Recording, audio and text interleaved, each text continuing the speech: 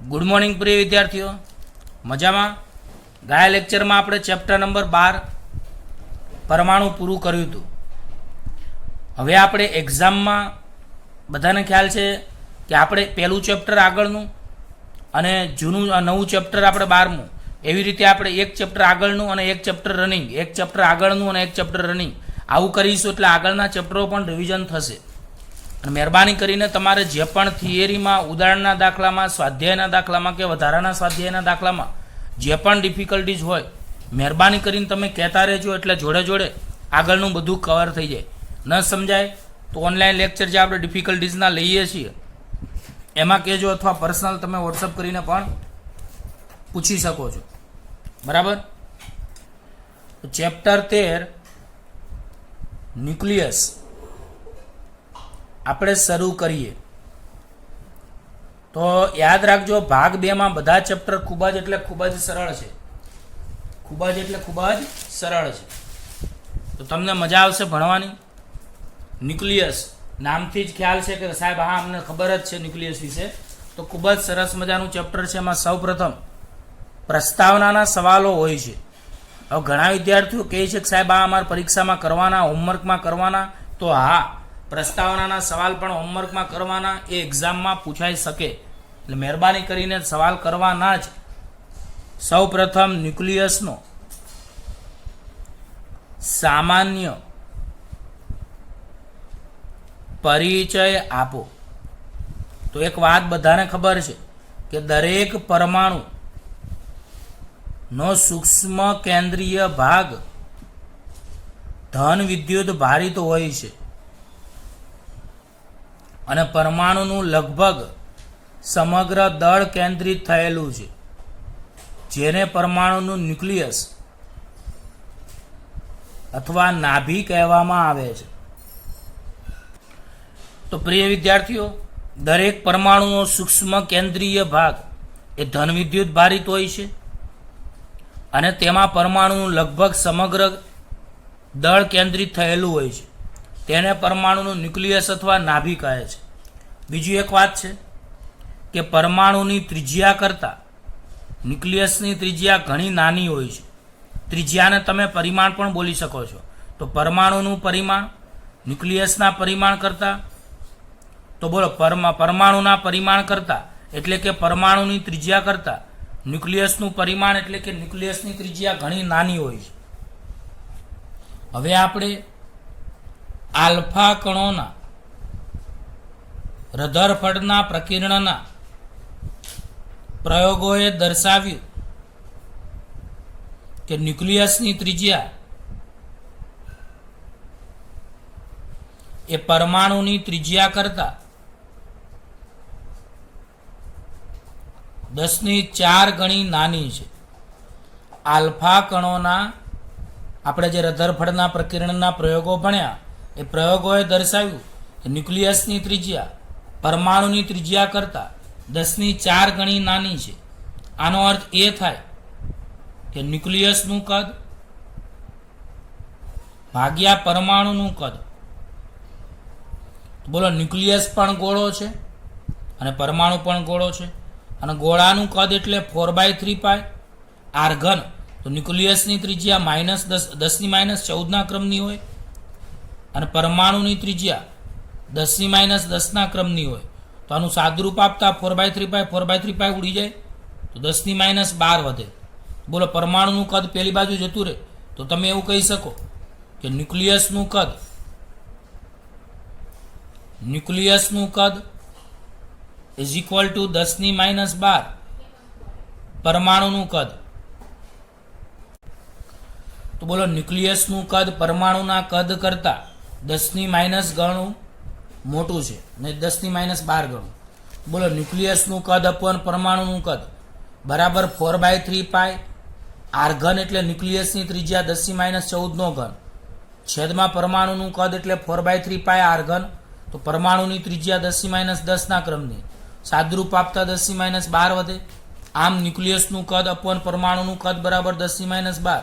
પરમાણુનું કદ પેલી બાજુ જાય તો ન્યુક્લિયસનું કદ પરમાણુના કદ કરતાં 10⁻12 ગણું કેવું છે? મોટું છે. હવે આવી રીતે આપણે સમજીએ કે ન્યુક્લિયસનું કદ પરમાણુના કદ કરતાં 10⁻12 ગણું મોટું છે. આમ છતાં પરમાણુનું લગભગ બધું જ એટલે 99.99% કરતાં વધુ દળ એ ન્યુક્લિયસ ધરાવે છે. પરમાણુનું લગભગ બધું જ એટલે કે 99.99% કરતાં વધુ દળ એ ન્યુક્લિયસ ધરાવે છે.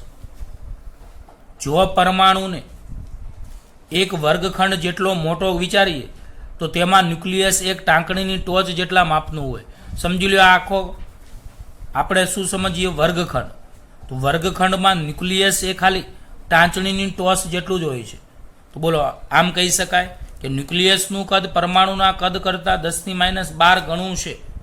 કદ વધારે છે ન્યુક્લિયસનું, તેમ છતાં પરમાણુનું લગભગ બધું જ એટલે કે 99.99% કરતાં પણ વધુ દળ ન્યુક્લિયસ ધરાવે છે. તો પરમાણુનું લગભગ બધું જ એટલે કે 99.99% કરતાં પણ વધુ દળ ન્યુક્લિયસ ધરાવે છે. જો પરમાણુને એક વર્ગખંડ જેટલો મોટો વિચારીએ તો તેમાં ન્યુક્લિયસ એક ટાંકણીની ટોચ જેટલા માપનો હોય છે. બોલો પરમાણુને એક વર્ગખંડ જેટલો આપણે વિચારીએ તો તેમાં ન્યુક્લિયસ એ ટાંકણીની ટોચ જેટલું હોય છે. અને આમ કહી શકાય કે પરમાણુમાં ખાલી અવકાશમાં ઘણો મોટો વિસ્તાર છે. તો આને આપણે ન્યુક્લિયસ કહીએ. તો પરમાણુમાં ખાલી અવકાશ એ ખૂબ જ મોટા પ્રમાણમાં હોય છે. બોલો પરમાણુમાં ખાલી અવકાશ એ ખૂબ જ મોટા પ્રમાણમાં હોય છે. તો બોલો આ આપણે ન્યુક્લિયસનો સામાન્ય પરિચય આપ્યો. હવે આપણે આમાં બીજા સવાલમાં આપણે આગળ વધીએ. પરમાણુ દળના એકમ અને તેની વ્યાખ્યા લખો. બોલો પરમાણુ દળનો એકમ અને તેની વ્યાખ્યા લખો. તો એક વાત સમજાવું તમને કે પરમાણુનું દળ કિલોગ્રામની સરખામણીમાં ઘણું નાનું હોય છે. પરમાણુનું દળ એ કિલોગ્રામની સરખામણીમાં ઘણું નાનું હોય છે. તેથી તેના દળને કિલોગ્રામમાં દર્શાવવું સગવડ ભર્યો નથી. તો પરમાણુનું દળ કિલોગ્રામની સરખામણીમાં ઘણું નાનું છે, તેથી તેના દળને કિલોગ્રામમાં દર્શાવો એ સગવડ ભર્યો કહી શકાતો નથી. આથી ન્યુક્લિયર ભૌતિક વિજ્ઞાનમાં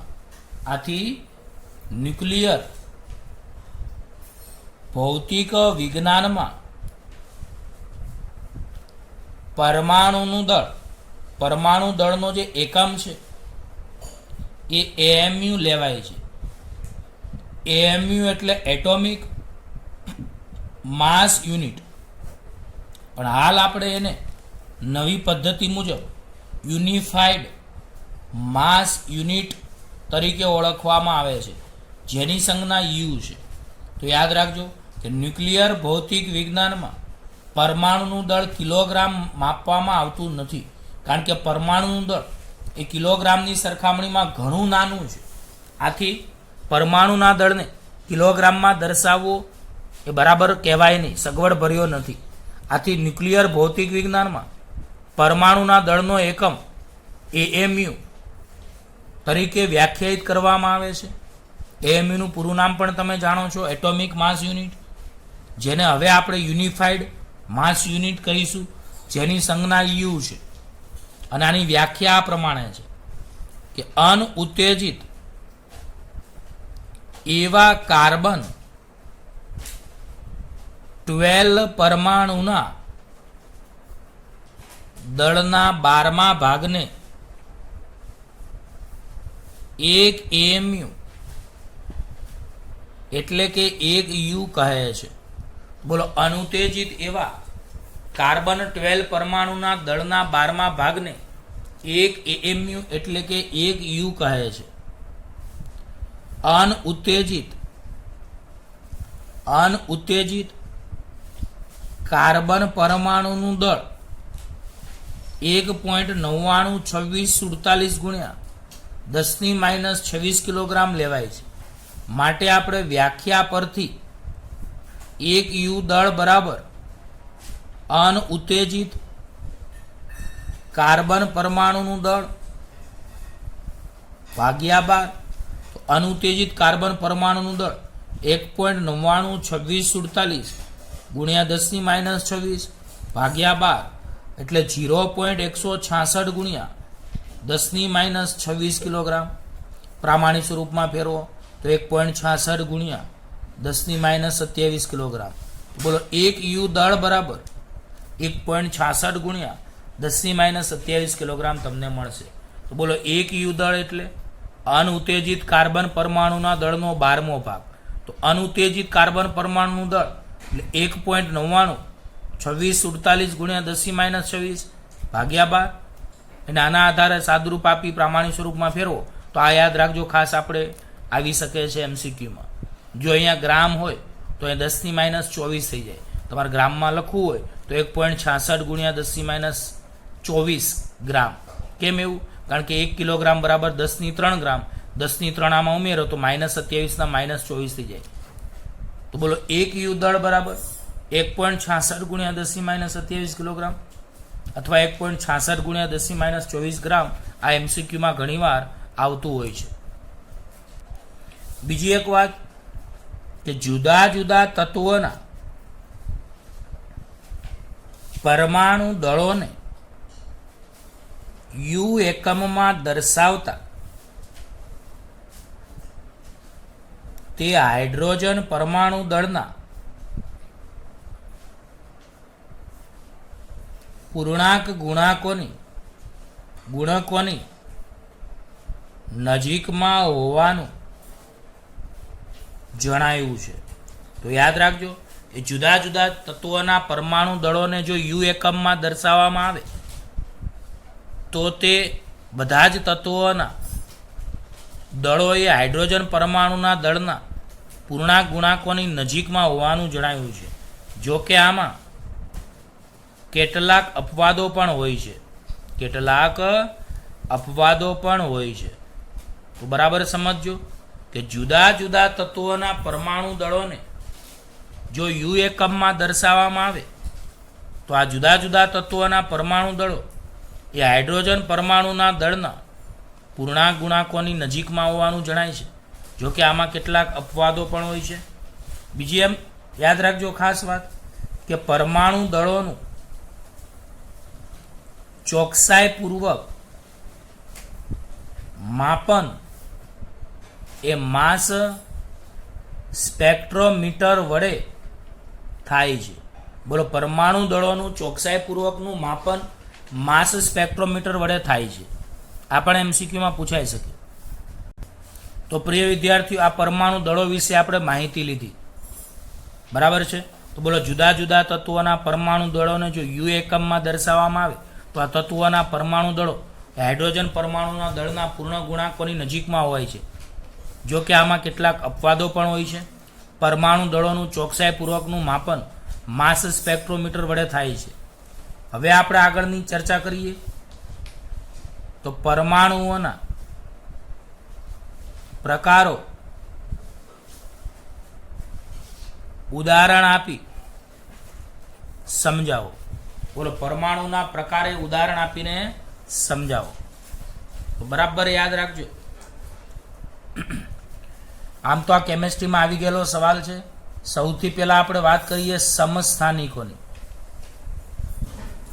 સમસ્થાનિકો તો બોલો પરમાણુ દળોનું માપન એક જ તત્વોના વિવિધ પ્રકારના પરમાણુઓ કે જેઓ એક સમાન રાસાયણિક ગુણધર્મ તો ધરાવે છે પણ દળ જુદા જુદા હોય છે. તો બોલો દળ જુદા જુદા હોય પરંતુ એક સમાન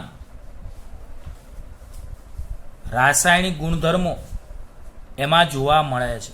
તો બોલો પરમાણુ દળોનું માપન એક જ તત્વના વિવિધ પ્રકારના પરમાણુ એટલે તત્વ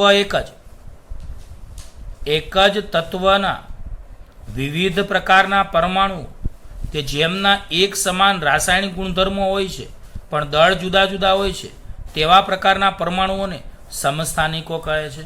તો બોલો પરમાણુ દળોનું માપન એક જ તત્વના વિવિધ પ્રકારના પરમાણુઓ, તો એક જ તત્વના વિવિધ પ્રકારના પરમાણુઓ કે જેઓ એક સમાન રાસાયણિક ગુણધર્મો ધરાવે છે પણ જેમના દળો જુદા જુદા હોય છે તેમને સમસ્થાનિકો કહે છે. આની બીજી વ્યાખ્યા આપણે કેમિસ્ટ્રીની ભાષામાં આપીએ તો જે પરમાણુઓના ઝેડના મૂલ્યો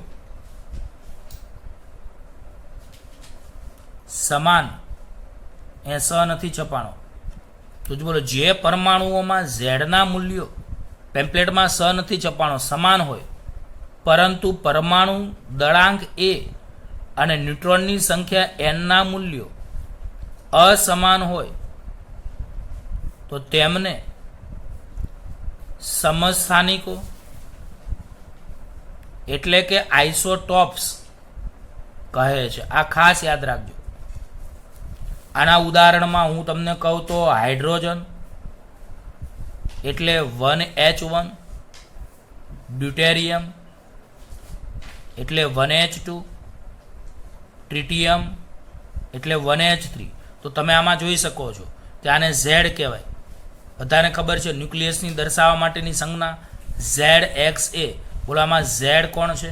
બધાને ખ્યાલ છે ઝેડ એ પરમાણુ ક્રમાંક છે અને પરમાણુ ક્રમાંક એ તે તત્વોમાં રહેલા ઇલેક્ટ્રોન કે પ્રોટોનની સંખ્યા દર્શાવે છે. એને પરમાણુ દળાંક કહેવાય જે પ્રોટોન અને ન્યુટ્રોનની સંખ્યાનો સરવાળો છે અને X એ તત્વ છે. અને આમાં ન્યુટ્રોનની સંખ્યા શોધી હોય તો તમે પરમાણુ દળાંક માઇનસ પરમાણુ ક્રમાંક કરો છો. તો આ પણ તમને યાદ જ છે. તો બોલો કોઈ પણ ન્યુક્લિયસ હોય તેને દર્શાવવા માટેની સંજ્ઞા ZXA છે.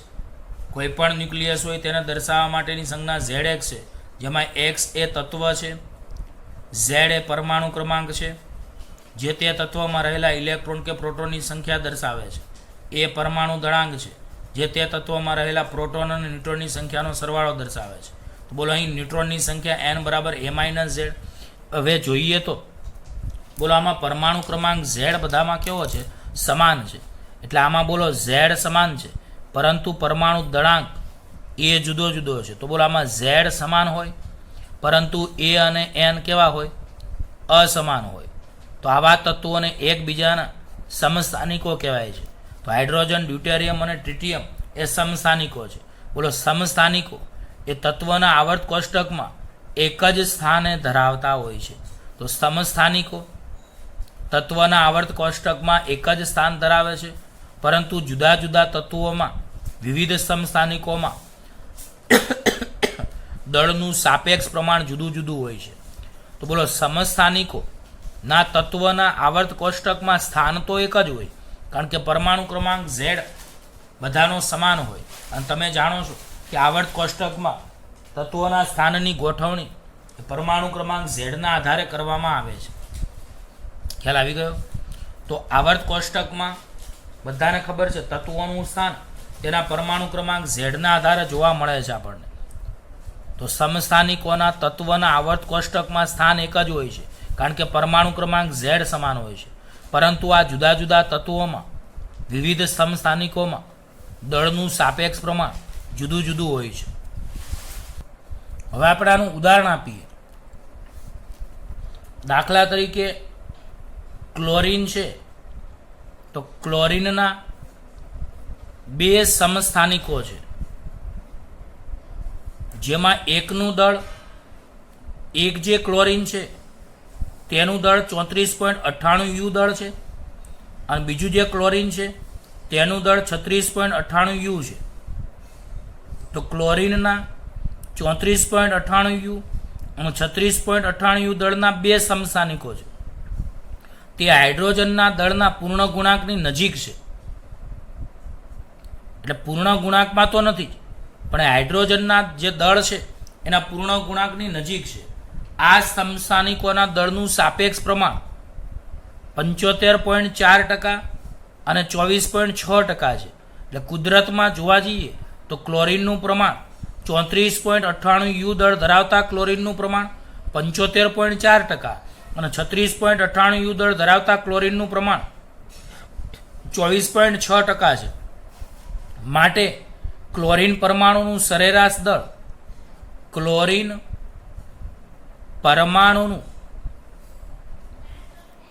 સરેરાશ દળ ઇઝ ઇક્વલ ટુ બોલો 34.98 દળ ધરાવતા ક્લોરીનનું પ્રમાણ કુદરતમાં 75.4%, એટલે 75.4 ગુણ્યા 34.98 વત્તા 36.98 દળ ધરાવતા ક્લોરીનનું પ્રમાણ 24.6, એટલે 24.6 ગુણ્યા 36.98 ભાગ્યા 100. તો આના આધારે તમારે 35.47 આવે. તો બોલો તમને ખબર હશે ક્લોરીન એક અપવાદ છે અને એપ્રોક્સિમેટ તમે 35.5 ક્લોરીન કહો છો. તો કહેવાનો મતલબ ક્લોરીનનું સરેરાશ દળ એ 35.5 દળનું હોય છે. આ જ રીતે બીજું ઉદાહરણ આપણે આપીએ કે સૌથી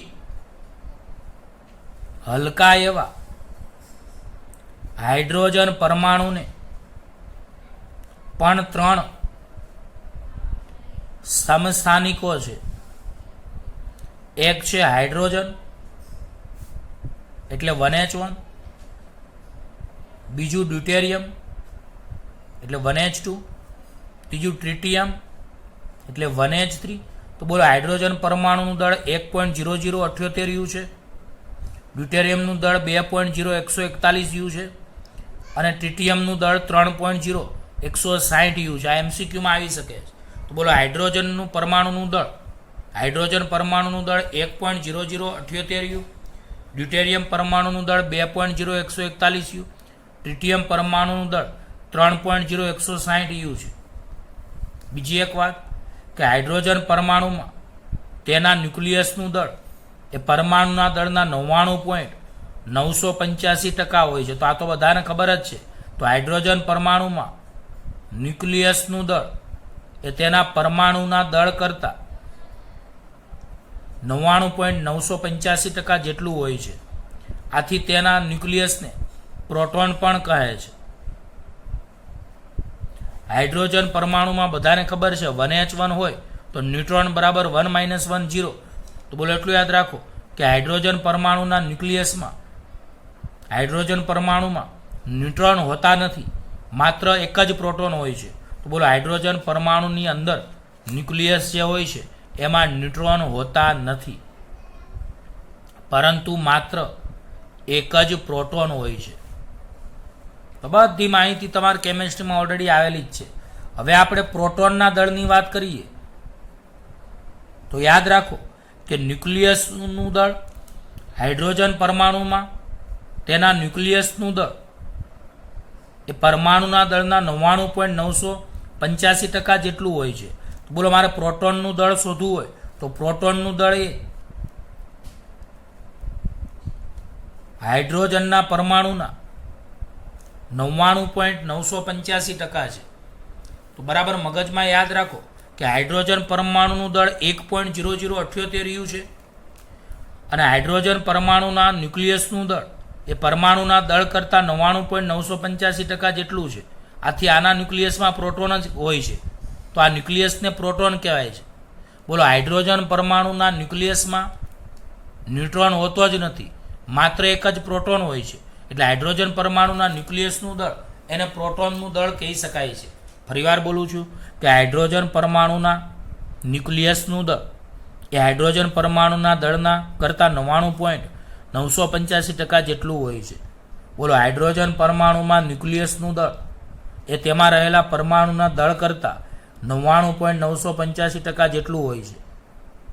આથી હાઇડ્રોજનના ન્યુક્લિયસને પ્રોટોન કહેવાય છે, કારણ કે હાઇડ્રોજનના ન્યુક્લિયસમાં ન્યુટ્રોન તો હોતા જ નથી. હાઇડ્રોજનના ન્યુક્લિયસમાં માત્ર પ્રોટોન જ હોય, એક જ પ્રોટોન હોય. તો હાઇડ્રોજનના ન્યુક્લિયસમાં ન્યુટ્રોન હોતા નથી, તેમાં માત્ર એક જ પ્રોટોન હોય છે. તો આવા સંજોગોમાં તમે કહી શકો કે હાઇડ્રોજનનું nucleus is equal to proton. તો પ્રોટોનનું દળ MP is equal to hydrogen પરમાણુના દળના 99.985%. કારણ કે આપણને ન્યુક્લિયસનું દળ એ હાઇડ્રોજન પરમાણુના દળ 1.0078 કરતાં 99.985% કીધું છે. તો બોલો હાઇડ્રોજન પરમાણુમાં ન્યુક્લિયસનું દળ એટલે કે પ્રોટોનનું દળ MP ઇઝ ઇક્વલ ટુ હાઇડ્રોજનના પરમાણુનું દળ 1.0078ના 99.985%. એટલે આ બેનો ગુણાકાર 99.985 ગુણ્યા 1.00 કરશો તમે ભાગ્યા 100, એટલે તમારે આવશે 1.00 7648 યુ બરાબર 1.00727 યુ પણ લેવામાં આવે છે. તો આ પ્રોટોનનું દળ 1.00727 યુ આપણને મળ્યું. બોલો હવે આપણે એક વાત કરીએ કે પ્રોટોનનું દળ આપણને 1.00727 યુ એકમમાં મળ્યું, પણ આપણે એક યુનિફાઈડ માસ યુનિટ, યુ એટલે યુને એમયુ પણ કહેવાય અથવા એક યુનિફાઈડ માસ યુનિટ, તો એક યુ બરાબર 1.660539 ગુણ્યા 10⁻27 લેવાય છે. તો ઉપર પ્રોટોનનું દળ એમપી બરાબર 1.00727 યુ હતું, એમાં યુની જગ્યાએ 1.660539 ગુણ્યા 10⁻27 મૂકો તો આનું સાદુરૂપ આપો તો 1.67262 ગુણ્યા 10⁻27 કિલોગ્રામ આ પ્રોટોનનું દળ લેવામાં આવે છે. તો બોલો પ્રોટોનનું દળ 1.67262 ગુણ્યા 10⁻27 કિલોગ્રામ. હા કે ના? બીજી એક વાત, પ્રોટોનનું આ દળનું મૂલ્ય ઇઝ ઇક્વલ ટુ હાઇડ્રોજન પરમાણુનું દળ માઇનસ ઇલેક્ટ્રોનનું દળ. તો બોલો પ્રોટોનનું દળનું મૂલ્ય ઇઝ ઇક્વલ ટુ હાઇડ્રોજન પરમાણુનું દળ માઇનસ ઇલેક્ટ્રોનનું દળ. કેમ એવું? તો હાઇડ્રોજન પરમાણુનું દળ એક આ બીજી રીત આપણે કરીએ કે મારે પ્રોટોનનું દળ શોધવું હોય તો હું હાઇડ્રોજનની વાત કરું તો બધાને એટલી ખબર પડે કે હાઇડ્રોજન એટલે વનેચવા. બોલો હાઇડ્રોજનનો પરમાણુ હું દોરું તો એના ન્યુક્લિયસમાં કોણ હોય? તો એના ન્યુક્લિયસમાં પ્રોટોન હોય અને કક્ષામાં ઇલેક્ટ્રોન પરિભ્રમણ કરતો હોય. તો બોલો પ્રોટોનનું દળ શોધવું હોય તો હાઇડ્રોજનના પરમાણુના દળમાંથી ઇલેક્ટ્રોનનું દળ બાદ કરો તો તમને પ્રોટોનનું દળ મળે, કારણ કે હાઇડ્રોજનના પરમાણુમાં એક પ્રોટોન અને એક ઇલેક્ટ્રોન જ હોય છે, ન્યુટ્રોન તો હોતા જ નથી. સમજવા પ્રયત્ન કરજો કે હાઇડ્રોજનના પરમાણુમાં ન્યુક્લિયસમાં એક પ્રોટોન હોય છે અને કક્ષામાં એક ઇલેક્ટ્રોન હોય છે. તો મારે પ્રોટોનનું દળ શોધવું હોય તો હાઇડ્રોજનના સમગ્ર પરમાણુના દળમાંથી એક ઇલેક્ટ્રોનનું દળ બાદ કરું તો પણ મને પ્રોટોનનું દળ મળી જાય. તો આ બીજી રીત આપણે પ્રોટોનના દળના શોધવાની ભણી રહ્યા છીએ. તો બોલો હાઇડ્રોજન પરમાણુનું દળ 1.00783 યુ અથવા 1.0078 યુ. ઇલેક્ટ્રોનનું દળ આ યાદ રાખજો બધાય 0.00055 યુ. બાદ બાકી કરતાં 1.00728 યુ આપણને મળે છે.